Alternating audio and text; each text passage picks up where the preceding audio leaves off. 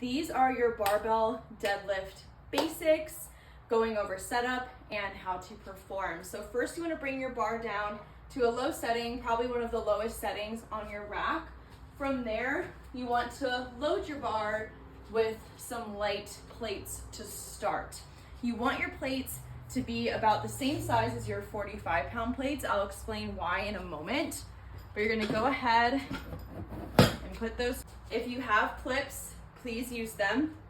And then from there, we wanna safely get our bar to the floor from the rack. So I'm going to approach the bar, my feet are about hip distance apart. I'm going to place my hands on the bar, keep my spine nice and straight, brace my core, come up, take a few steps back, and come down. Now this will obviously be different if your gym has a deadlift pad, a specific area for deadlifting. This will look a little bit different, but to take it off the rack, that is how we do that safely.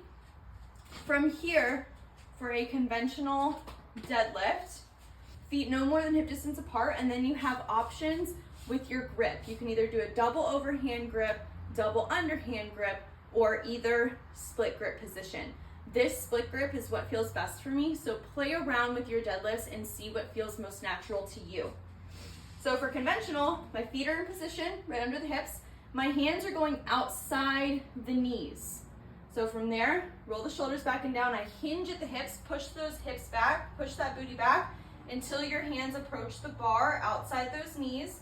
And from there, we're gonna brace the core, brace the back, come straight up, all the way back down as a single unit. What I mean by single unit is we're not letting the knees go first and then the rest of us, because then your back has to pick up the slack and do most of the work of the movement, which is not exactly what we want in that low back region.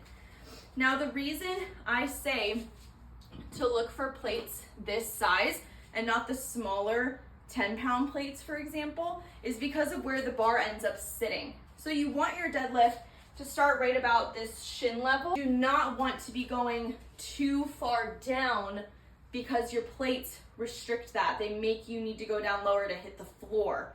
So we want to make sure that the floor is stopping us where we need to be stopped and not make us go down further. That can cause more damage to our back. The other thing I want to mention is we are not squatting our deadlift. What I mean by that is we are not bending at the knees, getting into a deep squat position all the way up.